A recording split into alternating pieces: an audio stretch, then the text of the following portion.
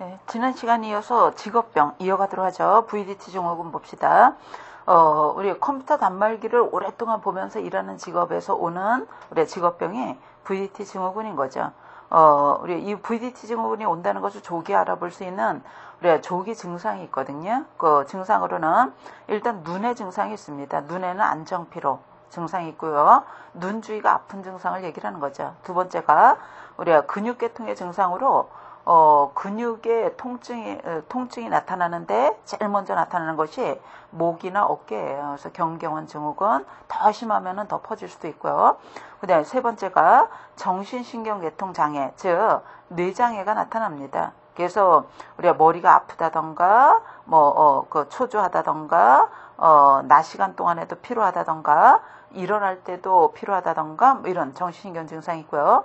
기타로는 여성이라면 임신 출산에도 영향을 줄 수 있고 또 그 밖에 불쾌감에도 영향이 있고 그 외에도 피부 증상, 그래 소환감이라던가 발진이라던가 이런 증상이 있을 수 있다고 그래요. 그래서 이런 사인이 나타난다면 우리가 VDT 증후군이다 이렇게 볼 수 있다는 거죠.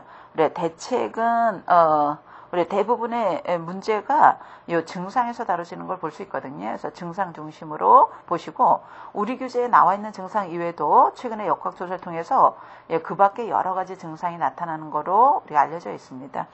대책으로는 일단 작업 시간은 줄여야 될 거고, 그죠?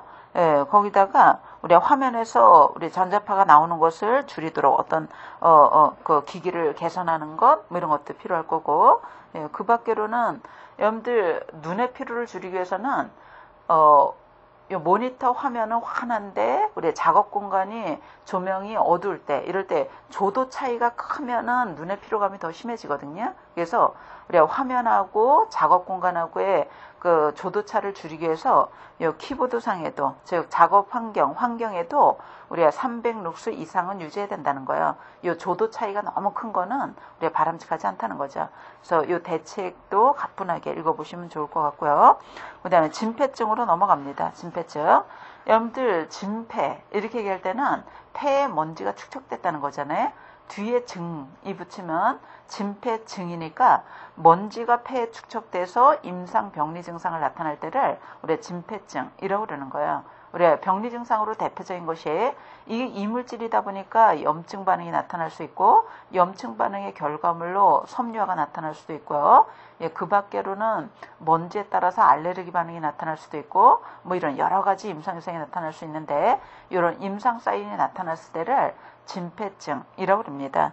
그러면은 이 진폐증의 종류 우리 교재에 쭉 설명하고 있잖아요. 그거를 보기 전에 여러분들 먼지가 그러면 다 폐에 축적되는가? 그렇지 않다고 알려져 있어요. 먼지 중에서도 입자가 크면은 밑으로 깔아앉겠고 작으면은 공기 중에 떠 있을 거 아니겠어요? 우리 떠 있는 먼지를 미세먼지, 부유먼지라고 합니다. 10마이크론 이하 먼지죠.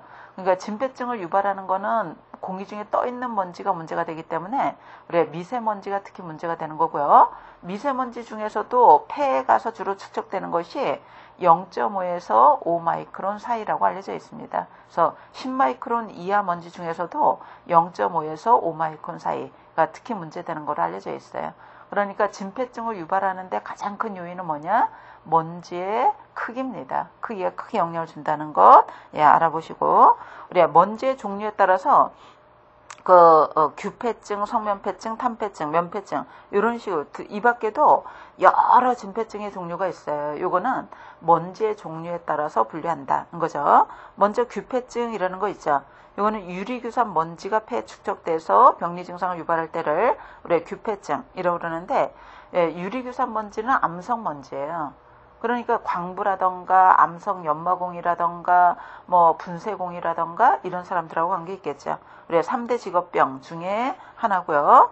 요 규폐증의 특징이 여러분들 교재에 쓰여지지 않는데 뭐라고 참조해 주시냐면 그 채용시에 금주질환 그래서 폐결핵 들어가 있잖아요.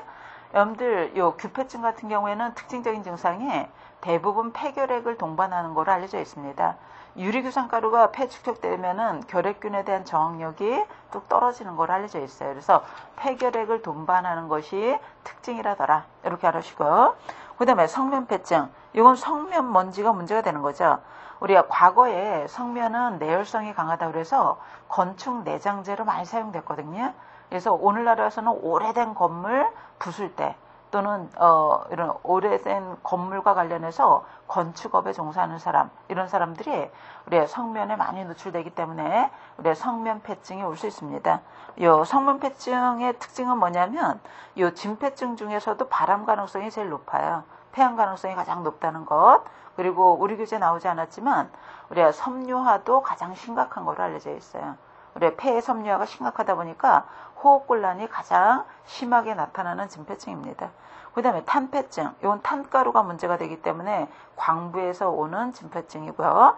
면폐증은 우리가 손먼지가 문제가 되고 있어요. 그래서 우리 손먼지가 날리는 공장에서 일하는, 생산직에서 일하는 근로자가 문제가 되는 거고요. 우리 교재 나오지 않았지만 이 면폐증은 손먼지가 문제가 되는데 이거는 섬유화를 유발하지는 않습니다. 우리 알레르기 반응을 유발하는 걸로 알려져 있거든요. 그래서 알레르기 반응에 의해서 발열 반응이 아주 심각한 걸로 알려져 있습니다. 우리 월요열이라고도 그럽니다. 그래서 월요열이 특징이라더라는 것. 그래서 진폐증의 종류 중에서 우리 대표적인 4가지 살펴봤고요. 그 다음에 우리 교재에 납중독으로 갑시다. 납중독. 여기부터는 우리 중금속 중독에 대해서 소개하고 있죠. 여러분들 중금속, 여러 가지 중금속이 있잖아요. 그 중에서 4대 중금속이라고 일컫는 게 있어요. 그 직업병에서는 그것이 납중독, 수은중독, 크롬, 카드뮴입니다. 그래서 요 중금속 중에서도 우리 유해 중금속, 우리 그 중에서 특히 보건학적으로 문제되는 4가지 4대 중금속이 납, 수은, 크롬, 카드뮴 이렇게 4가지이기 때문에 문제는 웬만하면 요 4가지에서 우리가 출제가 되는 거예요. 예외적으로 다른 중금속이 나올 수도 있는데 이 4가지 중금속에서 대부분의 문제가 출제된다라고 일단 알고 계시고요. 그 중에서도 가장 우리가 대표적인 것이 납중독입니다. 우리가 나변자를 써서 연중독이라고 그러죠. 그러면은 요 납 같은 경우에는 어떤 직종과 관련되어 있냐면 그 축전지 제조공, 우리 축전지, 그다음에 페인트 공이라던가 그리고 교재에 나오지 않았지만 인쇄공이 특히 대표적으로 나와요. 그래서 우리 이 직종을 다 외우기 어렵잖아요. 그래서 납중독의 대표적인 것이 페인트공이라던가 우리 도로공이라고 그러죠. 페인트공이라던가 우리 인쇄공 대표적인 겁니다. 그래서 대표적인 직종 알아두시고 증상을 보자면은 여러분들 중금속 같은 경우는 중금속은 우리가 급성도 문제가 되고요. 만성도 문제가 되잖아요. 그죠? 요 급성 같은 경우에는 우리가 다량에 노출되거나 고농도인 거예요. 고농도에 노출되거나 이런 경우입니다. 근데 요 급성 증상 같은 경우에는 우리가 특이 증상이라기보다 일반적 증상이다. 이렇게 보시면 돼요. 일반적 우리가 증상과 관련되어 있다. 이렇게 보시면 되겠고요. 예. 근데 만성 증상, 중금속 같은 경우에는 특히 우리 몸에 필요한 금속 이온도 있거든요. 이런 거는 중독성을 유발하지 않는데 특히 인체에 유해한 중금속은 중독성이 있는 거로 알려져 있어요. 그래서 중독되기 때문에 계속 축적되기 때문에 만성 질환도 유발합니다. 시험 문제는 여기 급성보다는 대부분 여기에 초점을 두고 문제가 나오는 걸 볼 수 있어요. 만성. 여러분들 오랜 기간 동안 축적됐다가 나중에 문제를 유발하는데요. 요거는 소량에 노출되는 것과 관련돼 있고 농도로 따자면은 저농도에 노출되는 경우에 올 수 있고요. 그죠? 만성적으로 축적돼서 증상이 나타나는데 만성 증상은 중금속마다 우리가 공통적인 증상이 나타나는 게 아니라 특이 증상이 나타납니다. 요거는 특이 증상과 관련성이 있다. 이렇게 보시면 되겠고요. 요 특이 증상이 오되 우리가 조기에 나타나는 초기 증상이 있고요. 말기 증상이 있어요. 후기 증상이 있습니다. 여러분들 요 초기 증상도 중요하고 요 후기 증상도 중요하고 다 중요하거든요. 요 초기 증상은 요 만성 중독되고 있다는 것을 조기 발견할 수 있는 증상을 얘기하는데 우리가 조기 발견할 수 있는 증상 대표적인 몇 대 증상 이렇게 나와요. 그래서 납 중독의 4대 증상, 카둠의 3대 증상, 뭐 수은 중독의 3대 증상 이렇게 얘기하는 거는 몇 대 증상 이렇게 나오면 만성 중독 증상 중에서도 초기에 발견할 수 있는 증상 검사와 관련돼 있다. 이렇게 보시면 되고요. 말기에 나타나는 증상이 있거든요. 요거는 뭐와 관련성이 있냐면 중금속 중독으로 인해서 나타났던 여러 가지 사건이 있어요. 사건 이름은 대부분 요 후기 증상으로 이름 붙여졌어요. 뭐 이따이병, 미나마타병 뭐 이런 식으로 이름 붙인 거는 우리가 후기 증상과 관련해서 이름 붙였다더라. 이렇게 일단은 기억하시고 들어가시는 게 좀 편리합니다. 예? 그래서 문제는 대부분 이 만성 증상에서 등장하는 걸 볼 수 있어요. 예. 먼저 우리 납중독 보더라죠. 납중독 같은 경우에는 우리 급성 증상이 위장장애, 식욕부진, 변비, 복부평방압, 산통. 요거는 급성장애예요. 그래 급성장애 주로 소화계통으로 나타난다더라. 이렇게 알으시고 거의 참고에 납중독의 4대 증상 이렇게 나온 거 있죠. 이게 만성 중독되고 있다는 것을 조기에 발견할 수 있는 4가지 증상이거든요. 이 시험 문제 많이 나옵니다. 우리가 납에 만성 중독되고 있다는 것을 조기에 발견할 수 있는 4가지 증상이 여러분들 납은 주로 뼛속에 축적된다고 그러거든요. 그래서 뼛속에 골수에서 적혈구를 형성하는데 작용하는 효소 기능을 방해한다고 그래요. 그러니까 적혈구가 잘 형성되지 않겠죠. 그래서 그 4대 증상의 첫 번째로 우리 적혈구 수치가 적어지니까 빈혈이 나타나는 거예요. 이건 납빈혈, 연빈혈이라고 그러는 거죠. 그래서 납중독이 있으면은 우리가 빈혈 증세가 나타나는데 골수에서 적혈구 형성하는데 작용하는 효소 기능을 방해하기 때문에 그렇습니다. 그래서 요거는 빈혈이라고 나와도 맞고 적혈구 감소라고 나와도 맞아요. 적혈구 감소. 그다음에 두 번째 증상이 납 중독이 있으면은 잇몸 색깔이 진해집니다. 암청회색. 그죠? 이 잇몸에 납선이 나타난다는 거예요. 우리가 연연 또는 나변이라고 그러는 거죠. 납선이 나타난다더라는 것. 이게 왜 그렇다고 그러냐면 납이 인체에 일부는 축적되고 일부는 배설되는데 일부 배설되는 것이 우리가 소변이나 대변을 통해서 배설되기도 하지만 납은 피부 점막을 통해서도 배설됩니다. 그래서 점막을 통해서도 배설되는데 잇몸을 통해서도 배설되는 거로 알려져 있거든요. 그래서 잇몸에 요 납이 축적되더라는 거예요. 그래서 색깔이 진해지는 증상이 있다더라는 거고요. 여러분들 모유 수유하는 여성 같은 경우는 모유수를 통해서도 전달되는 거로 알려져 있어요. 그래서 어쨌든 피부 점막을 통해서 우리가 배출될 수 있기 때문에 잇몸에 착색되는 증상이 있다는 거고, 그 다음에 세 번째로는 여러분들 적혈구가 줄기 때문에 빈혈이 있다고 그랬잖아요. 우리 혈액 속에 있는 적혈구는 염기성으로 변화됩니다. 그래서 염기성 적혈구 수치는 오히려 증가되더라는 거예요. 여러분들 헤모글로빈, 즉 적혈구는 감소하는데 염기성 적혈구는 증가되더라는 거예요. 이거 잘 이해하셔야 돼요. 골수에서 혈구 생성이 잘 안 되기 때문에 적혈구는 감소되는 거고, 혈액 속에 있는 적혈구는 염기성으로 변화되기 때문에 염기성 적혈구는 증가된다. 이렇게 얘기를 하는 거죠. 그 다음에 네 번째가 소변 검사를 했을 때 콜프로포필린이 많이 검출됩니다. 예, 이 콜프로포필린이 우리가 골수에서 적혈구 형성할 때 작용하는 효소 이름이에요. 우리가 이 납이 적혈구 형성에 필요로 되는 효소 기능을 방해한다고 그랬잖아요. 효소가 작용하지 못하기 때문에 혈액 속의 농도가 높아졌다가 소변으로 그냥 나와버리는 거예요. 그래서 적혈구 형성에 필요로 되는 요 콜프로포필린이라는 물질, 요것이 소변에 다 빠져버린다는 거예요. 그래서 검출이 콜프로포필린이 검출되는 증상입니다. 그래서 요 4대 증상, 요거는 초기에 나타나는 증상이고요.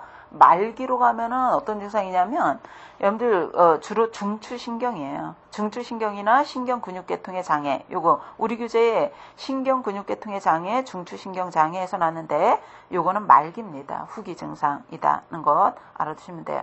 여러분들 로마가 멸망한 원인 중에 하나가 납중독으로 알려져 있고요. 네로 황제가 포악했던 이유가 납중독의 증상으로 우리가 알려져 있죠. 그래서 그것이 말기 증상인 거예요. 중추신경계에 영향을 주면은 우리가 심한 흥분이라던가 정신착란이라던가 이런 것들을 유발하는 걸로 알려져 있습니다. 그래서 이 납중독 중요한 의미가 있거든요. 정리하시고, 그다음에 수은중독 가도록 하죠. 여러분들 수은의 증상, 증상도 요 만성 증상이 우리가 주로 다뤄지고 있어요. 급성 증상은 우리가 소화기 증상 주로 나타난다는 것. 거기 구내염, 근육진전, 정신증상 요 세 가지 이렇게 묶어서 3대 증상 이렇게 쓰세요. 3대 증상. 납중독의 3대 증상입니다. 몇 대 증상 이렇게 얘기하는 것이 만성 중독이 된다는 것을 조기에 발견할 수 있는 특이 증상이라고 했잖아요. 수음에 노출되는 직업을 갖고 있는 사람이 중독된다는 것을 초기에 알 수 있는 3대 증상이 잇몸이 붓고 아프다는 거예요. 구내염이 있고요. 근육이 떨리는 증상을 근육진전 이라고 그러는 거죠. 정신 증상으로는 우리가 불면증이라던가 흥분증이라던가 이런 뇌 증상이 나타나는 걸로 알려져 있습니다. 그래서 이 조기 발견할 수 있는 3대 증상이고요. 네. 그 밖에 만성 중독 시 뇌조직을 침범하기 때문에 시력, 청력, 언어, 보행장애가 나타난다 그랬죠. 요거는 후기 증상 이렇게 알아두세요. 말기 증상. 그 중에서 우리가 보행장애가 나타난다 그랬잖아요. 옆에다가 뭐라 쓰시냐면 미나마타병 이렇게 씁니다. 미나마타병. 여러분들 수은 중독이 일본의 미나마타시에서 과거에 발생했던 사건이 있었기 때문에 미나마타병 이렇게 부르기도 하고요. 보행장애가 나타나는데 고양이 춤추듯이 걷는다고 그래서 고양이 춤병이라고도 그럽니다. 그래서 고양이 춤병이다, 미나마타병이다, 요거는 우리가 이 수은 중독의 말기 증상으로 이름 붙여졌다더라. 이렇게 알아주시면 되겠고요. 그 다음에 중금속 중독 중에 우리가 크롬 중독으로 넘어가도록 하죠.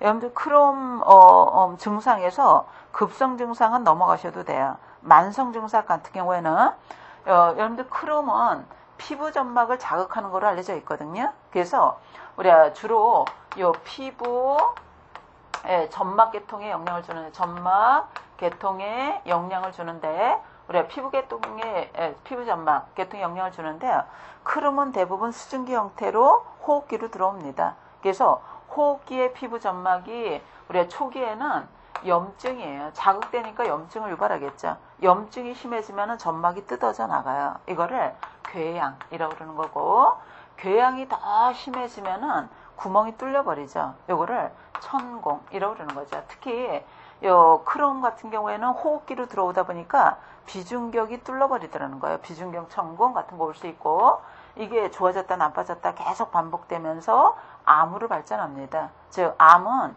호흡기 계통, 기관지라던가 폐 쪽으로 암으로 발전하는 걸로 알려져 있어요. 그래서 그 크롬 같은 경우에는 만성 중독 증상이 피부 점막 계통으로 나타난다더라. 특히 우리나라에서는 그 비중격 청구 환자가 많이 발생했다고 그래요. 크롬을 취급하는 직업에서. 그래서 비중격 청구 사건과 관련성이 있다는 것, 이거 알아주시고, 그 정도 알아두고 넘어가시고, 그 다음에 카드뮴 중독으로 갑시다.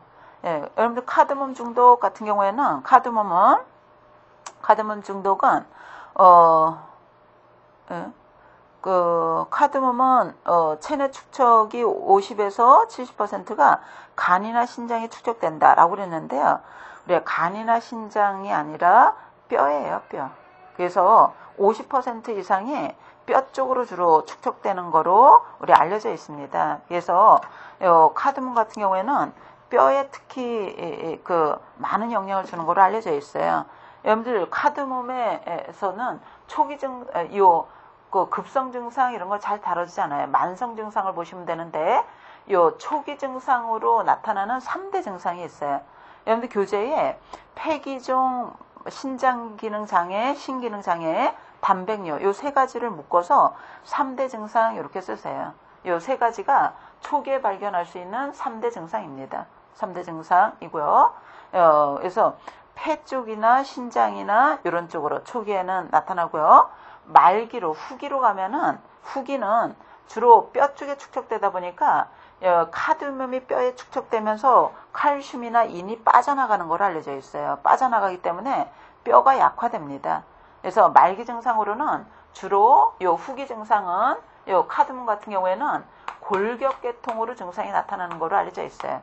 뼈가 약화되더라는 거죠. 그래서 골연화증이라던가 골다공증이라던가 여러분들 뼈가 약화되면은 움직일 때마다 아파요. 그래서 이따이 병, 우리가 아프다 병, 일본에서 발생한 이따 사건의 원인으로 알려져 있습니다. 그래서 말기 증상은 주로 골격계통 이렇게 알아주시고 뼈가 칼슘이 뼈에 축적되면서 칼슘이 빠져나가기 때문에 약화돼서 움직일 때마다 아프더라는 거예요. 이런 증상이 있다는 것. 그래서 4대 중금속 잘 정리하시고 그 다음에 P10이라던가 벤젠이라던가 유경제 이렇게 따로따로 나왔는데요.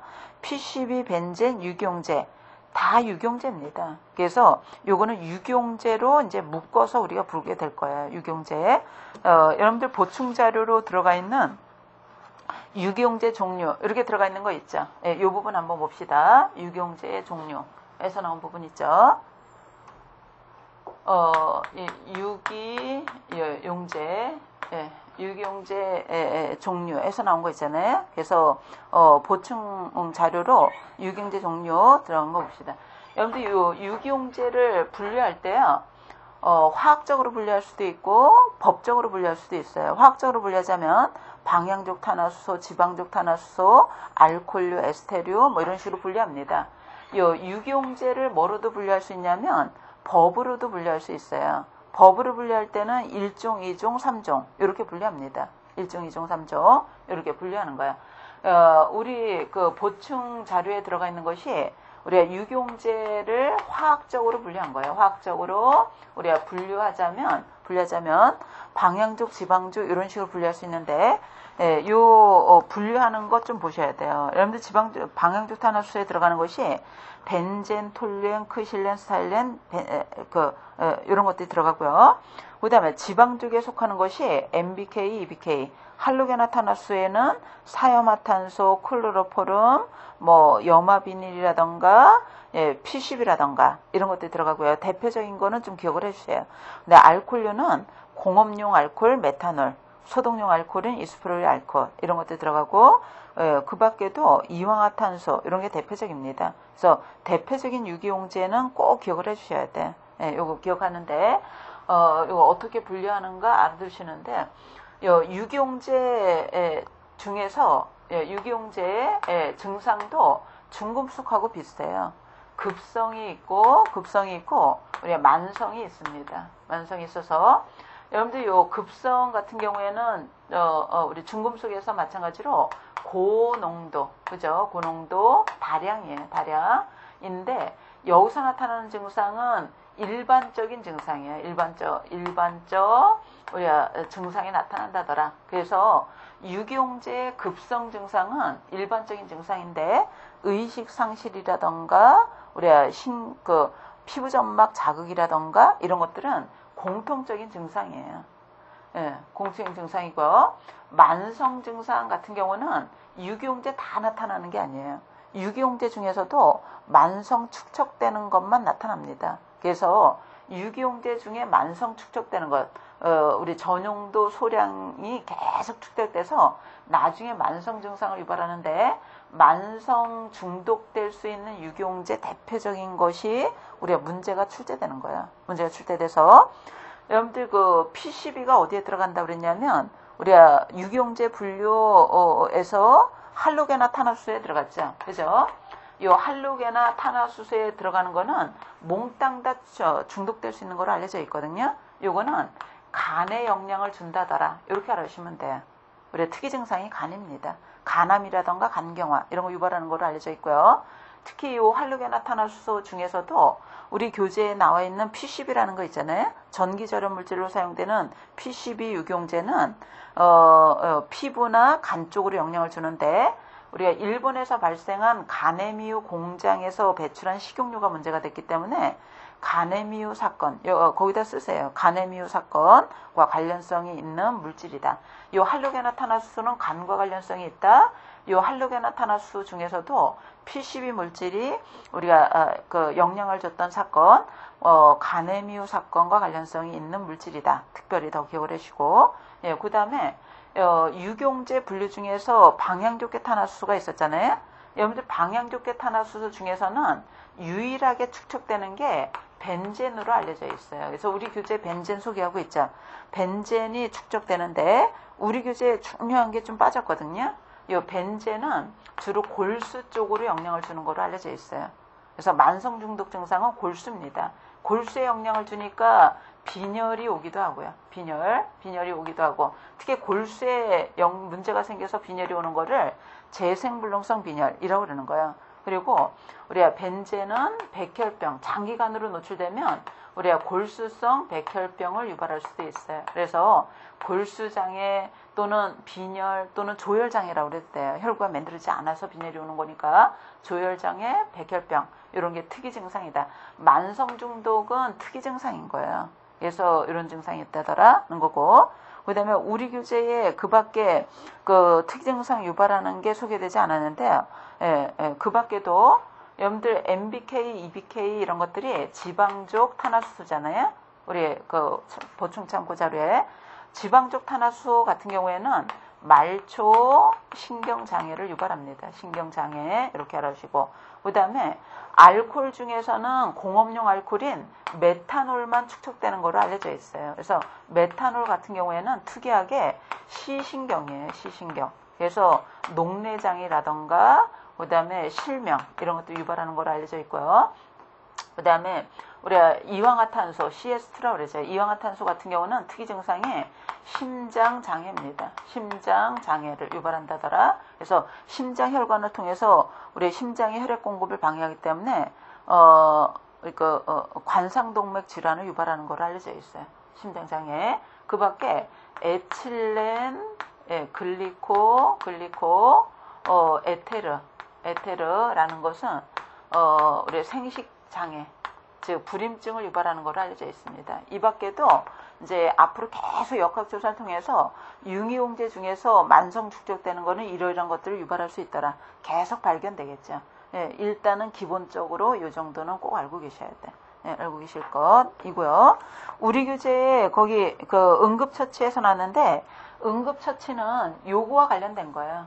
우리 유경제 급성 증상, 일반적인 증상이라고 했죠. 의식상실이라던가 뭐 이런 것들이 일반적으로 나타나는데, 유경제 고농도에 노출돼서 의식이 상실됐다.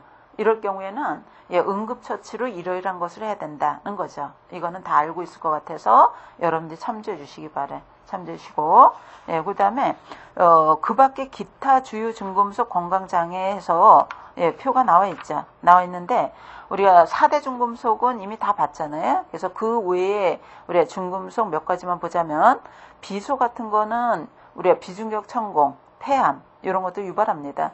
비중격 천공이 크롬과 관련성이 높고요. 비소하고도 관련되어 있는 걸로 알려져 있어요. 그 다음에 망간 같은 경우는 우리가 뇌에 축적되다 보니까 파킨슨신병의 인자 중에 하나예요. 원인 중에 하나입니다. 이게 다 원인은 아니죠. 원인 중에 하나다는 거고, 그 다음에 니켈 같은 경우에는 우리가 폐암, 암을 유발하는 걸로 알려져 있어요. 요거는 부차적으로 더 추가해서 우리가 본 거고요. 중금속은 대부분 그 4대 중금속에서 대부분 나옵니다. 그거는 이미 했기 때문에 여러분들 정리. 그리고 산업보건에 관한 나머지 내용은 우리가 참조해 주셔도 될 것 같아요. 참조해 주셔도 될 것 같고, 오늘 학교보건을 조금 이 시간에 들어가려고 했는데요. 시간이 학교보건을 들어가기에는 좀 애매한 시간 같습니다. 그래서 이번 시간은 요 산업보건으로 그냥 마무리 짓는 걸로 하고요. 학교보건은 우리 다음 시간에 들어가는 게 좋을 것 같아요. 그래서 오늘은 산업보건까지만 우리가 다룬 거고, 출제빈도 우리가 높은 영역이죠. 그래서 건강진단 같은 거 잘 정리하셔야 될 거고, 그 다음에 산업재해 지표, 그죠? 이런 것들 좀 신경 쓰셔서 암기되고, 특히 3가지 우리가 건수, 도수, 강도 이런 것도 반드시 암기해 주시고, 그 밖에도 우리가 직업병 같은 경우에 어떤 직업과 관련성이 있는가, 그다음에 조기 발견할 수 있는 증상은 뭐가 있는가, 대책은 뭔가, 이런 것들 정리해 주시면 될 것 같습니다. 문제 일단은 여러분들이 쭉 풀어보시고 다음 시간에 우리가 학교 보건 들어가도록 합시다.